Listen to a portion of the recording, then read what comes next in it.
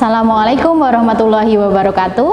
Perkenalkan, saya Ervinda Pramudiarani atau biasa dipanggil dengan Bu Ervi. Sebelumnya kita belum pernah bertemu tatap muka di kelas, jadi saya adalah guru baru untuk produktif kelas 12 di multimedia. Nah, mata pelajaran yang Bu Ervi ampu adalah desain media interaktif, dan ini juga adalah mapel baru yang sebelumnya belum pernah diajarkan. Nah, desain media interaktif itu apa sih? Nah, ini akan kita bahas di kompetensi dasar yang pertama. Nah, sebelum kita masuk ke apa itu desain media interaktif, kita akan mengingat kembali apa itu multimedia.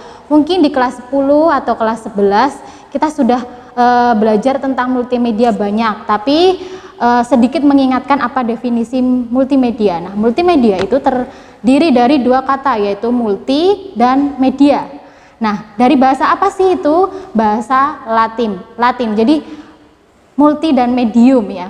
Multi itu adalah lebih dari satu, dan medium itu adalah perangkat atau perantara atau alat untuk mengantarkan sesuatu. Nah, di sini kita akan menjelaskan tentang media interaktif. Jadi media interaktif itu adalah sebuah media untuk mengantarkan sesuatu atau mengantarkan informasi.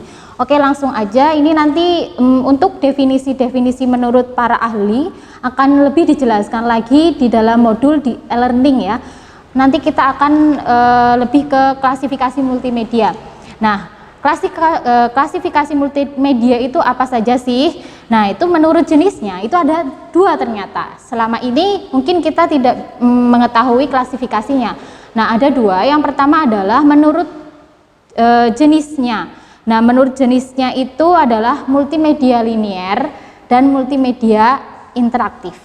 Multimedia linier itu apa sih? Nah, multimedia linier itu adalah multimedia yang berjalan tanpa harus menggunakan suatu alat yang dapat dikontrol secara langsung. Jadi kita langsung bisa menikmati tayangan multimedia tersebut tanpa banyak harus mengkontrolnya.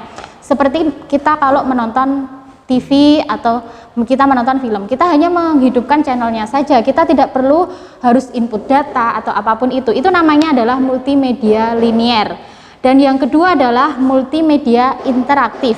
Nah, di sini lebih kompleks. Multimedia interaktif itu kita harus pengguna kita harus melakukan kontrol. Nah, ini seperti kalau misalnya kita main games atau kita sedang mengikuti quiz online. Nah, kita harus menginput nama kita harus melakukan action dalam sebuah action games. Nah, itu adalah multimedia interaktif dan masih banyak lainnya. Contoh lagi misalnya kita menginput data dengan Google Form atau kita sedang mengikuti pelajaran interaktif seperti ini. Nah, kita mungkin kalian tidak menyadari atau mungkin ada yang sudah sadar bahwa selama pandemi COVID ini kita sudah melakukan banyak sekali multimedia interaktif karena pembelajarannya dilakukan secara daring sehingga kita perlu melakukan interaksi media. Nah, interaksi media itu nanti akan kita kembangkan jadi kalau biasanya guru yang membuat media interaktif di pelajaran media interaktif ini, nanti siswa diharapkan bisa membuat sebuah media interaktif. Nah, nanti jadi kompetensinya akan menghasilkan sebuah produk interaktif. Nah, selanjutnya setelah kita tahu klasifikasi multimedia menurut jenisnya, tadi ada dua ya, linier dan interaktif, kita akan mengetahui menurut proses. Nah, nanti juga ada output proses itu, yaitu untuk komunikasi dan untuk konten produksi. Kalau untuk komunikasi biasanya untuk memberikan informasi saja, tapi kalau untuk konten produksi nanti untuk menghibur yang medianya banyak, seperti kalau kita melihat YouTube atau kita bermain games, itu adalah konten produksi. Selanjutnya menurut jaringan. Nah, jaringan itu ada yang online dan ada yang offline. Nah, kalau online biasanya kita harus membutuhkan koneksi internet. Seperti kalau kita mengakses YouTube, kita kalau mengakses Google Form, Google Classroom, terus Zoom, dan itu membutuhkan internet. Nah, itu berarti kita menggunakan jaringan online. Sedangkan kalau kita hanya menggunakan offline, kita bisa memakai misalnya televisi atau menggunakan film ya, film yang ada di laptop tentunya, bukan streaming. Kemudian setelah kita belajar menurut jaringan. Nah, kita akan belajar komponen multimedia. Mungkin sudah banyak sekali dijelaskan oleh guru-guru produktif sebelum saya menjelaskan ini, tapi saya akan mengingatkan kembali untuk mata pelajaran ini. Yang pertama, komponen multimedia yaitu adalah animasi. Jadi di dalam multimedia itu salah satunya, karena tadi kan multi itu lebih dari satu, dan media itu adalah perantara. Nah, multinya itu yang pertama adalah animasi. Animasi itu adalah gambar yang beberapa gambar yang digerakkan berdasarkan gerakannya atau bentuknya secara bergantian sehingga menghasilkan sebuah tampilan gerak dalam sebuah frame. Kalau zaman dulu kita masih pakai kertas yang digambar kemudian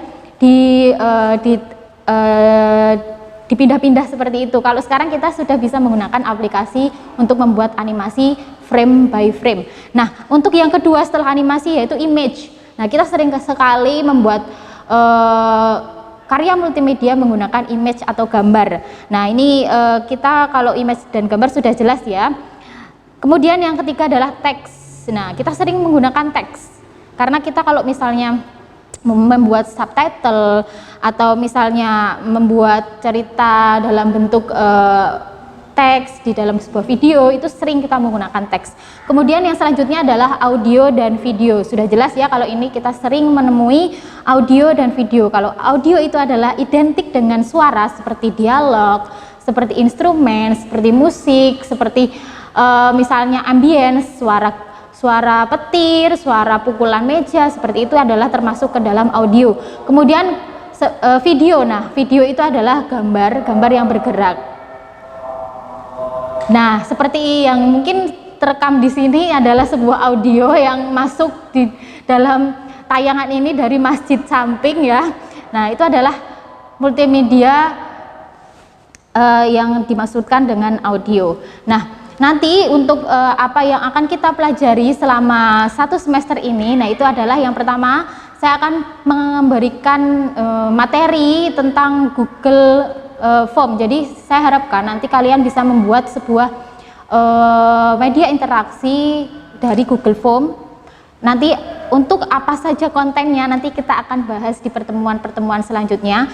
Kemudian untuk yang setelah kalau kita sudah selesai membuat Google Form, kita akan membuat sebuah media instruksional. Jadi kita membuat tayangan instruksional menggabungkan komponen multimedia dari animasi, gambar, teks dan audio video dalam sebuah tayangan ya. Oke, nah nanti selanjutnya kita akan bahas untuk pembukaan materi desain media interaktif. Mungkin cukup sekian, jadi ini mudah ya. Jadi intinya kita akan membuat media interaktif yang bisa diakses oleh end user atau pengguna dan bermanfaat. Nah, nanti kita akan belajar bersama-sama dan nanti hasilnya adalah sebuah produk. Nah, untuk pertemuan sekali ini mungkin Bu Ervi cukupkan sekian. Nah, kalau misalnya nanti ada yang kurang jelas atau ingin berkenalan lebih lagi dengan Bu Ervi, boleh nanti bisa japri. Kontaknya sudah ada di e-learning, jadi nanti bisa langsung WhatsApp. Oke, sekian dari Bu Ervi. Mohon maaf jika ada salah-salah kata atau kata-kata dari Bu Ervi yang menyinggung. Akhir salam, wassalamualaikum warahmatullahi wabarakatuh.